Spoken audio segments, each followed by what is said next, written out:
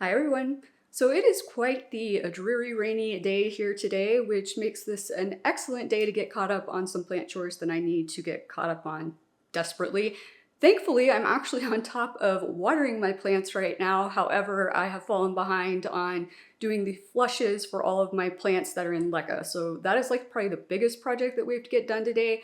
But the first thing I want to do is actually check my lovely large Hoya Wilbur graves with a microscope to make sure that I don't have flat mites, because I keep seeing so many people posting on Instagram that they're discovering flat mites on their Hoya Wilbur graves, and I'm just like paranoid now. And luckily, Beaverlabs just sent me a really cool new microscope to use. So we're going to be trying that out today. And one of the things I really like about this microscope, you guys, is that unlike my other digital microscope I have, it does have a screen attached to it so that you can easily see things while you're operating the microscope. My other one, I have to use my phone because it doesn't have a screen. So it has to connect to an app on my phone so I can see what's going on. And you guys know I have essential tremors that cause my hands to shake. So I'm having to try to use the microscope with one hand, keep it steady, focus it while looking at everything on my phone. It's just kind of difficult. Even if I set my phone down and I'm trying to use it, it's just really hard for me to get a clear, steady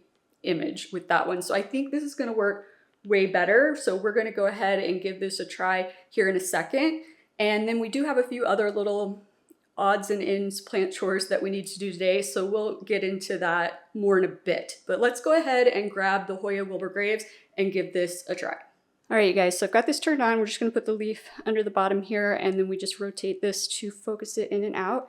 And hopefully my shaky hands will not be a problem. You might not be able to see it super well on the screen here, but the nice thing about this is I can actually take a photo for you and or a recording, and then I can put it in here so you can see exactly what I'm seeing.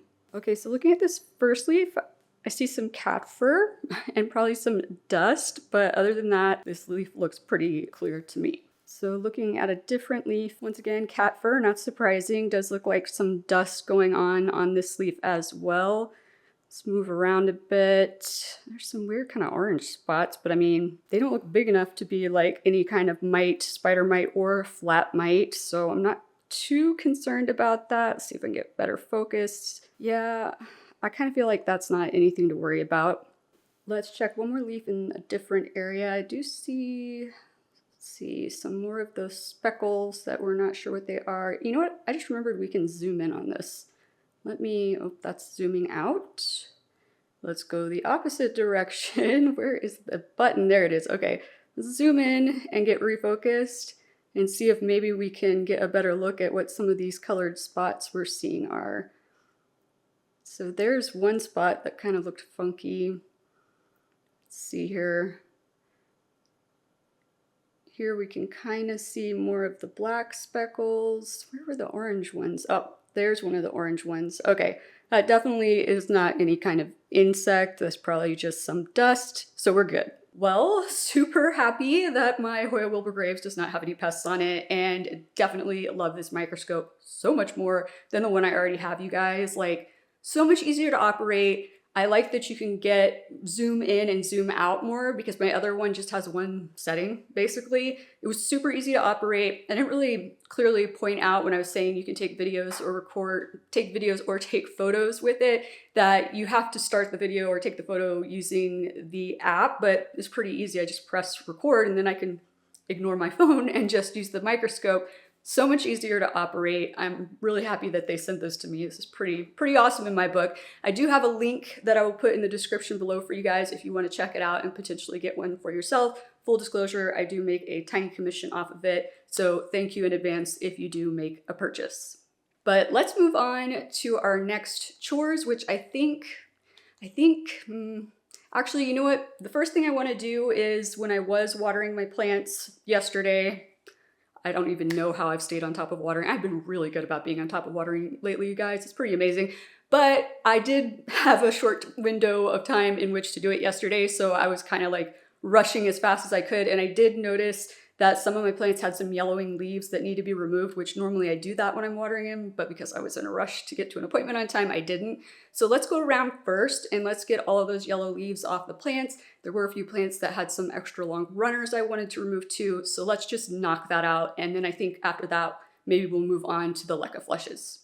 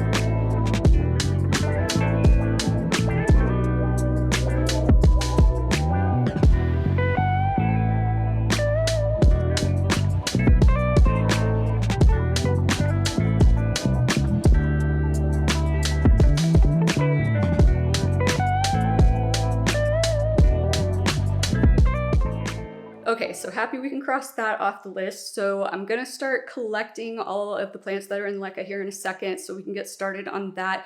But first I wanted to show you something that we're gonna be doing after that, because a while back, don't ask me when, days, weeks, months, everything's blurring together still for me. I honestly woke up today thinking it was Friday and it's not, it is a Thursday. But one of you had mailed me some corms. It was right after, it was probably in January actually, because it was right after I released my new wishlist video. And I had mentioned that I would like to have an Alocasia frydek, but that I would probably prefer to grow one from corms so that I know there's not already pests on the plant. And one of you reached out and said, I've got some frydek corms, I'd be happy to send you one. And so this person sent me not only a frydek corm, but also a couple corms of a different type of Alocasia. I'll have to double check the name and flash it up on screen for you, but it's kind of a silverishy bluish Alocasia. And so I did do my regular method for propagating my corms, which, by the way, a lot of you guys have been asking me, like you have a hard time finding the little glass containers that I used in that video. So I've been testing out just leaving them in the bottle cap until they get their first leaf. It works equally as well. So if you don't want to deal with transferring them once they start to get the curls before the leaf actually emerges, if you don't want to deal with transferring them to glass containers, or you can't find ones that work, leaving it in the bottle cap does work. Just be really careful when you take it out, because the roots will have tried to, they'll be wrapped way around in there, and sometimes they try to get, like, they stick a little bit, so try not to like accidentally rip them. But this is one of the bluish, come on, work with me. Here we go, this camera, I swear, sometimes it drives me crazy. But this is one of the bluish silver ones, so I have two of these that we're gonna pot up. And then this one is the frydek one. You guys, it's not gonna look exactly like what you think a frydek looks like, because it is just the first leaf of a baby corm. And it still hasn't even fully hardened off, so it's not even gonna look very velvety, if that makes sense. But that is the first leaf on the little Friedeck one here. So like I said, we're gonna get these 3 potted up, and then I'm gonna put them in my IKEA greenhouse cabinet, since that's where I like to put my corms for a little bit after I first potted them up, so that they just have more humidity. If you don't have a cabinet or something like that, you can always just put like a Tuller, like drinking water glass over the top of it, or a plastic bag, a see-through plastic bag, depending on the height and everything. Just find something to cover it with so that you can trap some of that extra humidity in. I usually keep them in there until they've got like 3 leaves, and then I start acclimating them to the regular humidity in my house. So, but first we're gonna get the leca flushes done, and then we will get started on that. And then I think we have 1 other or 2 other things that we're gonna try to get done today.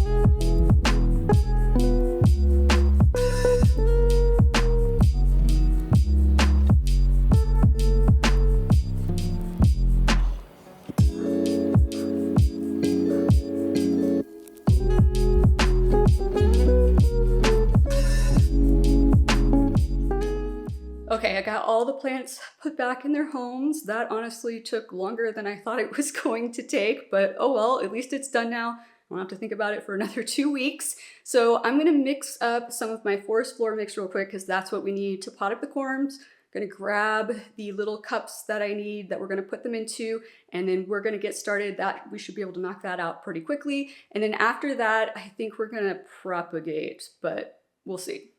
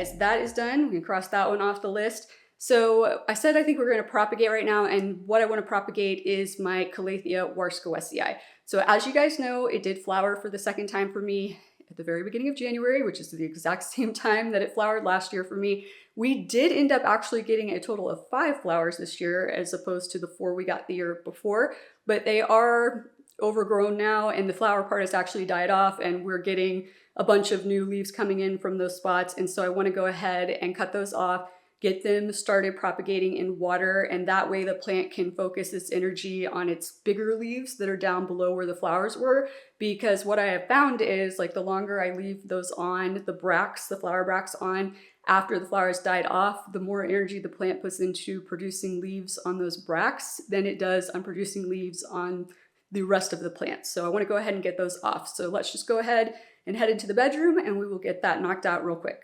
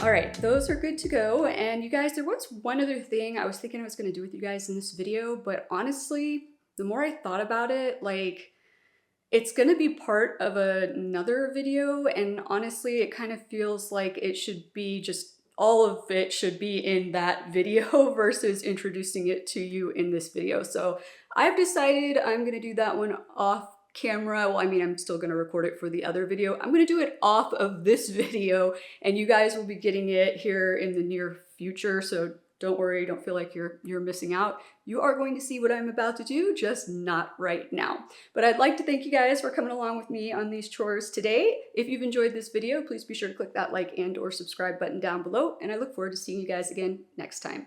Aloha!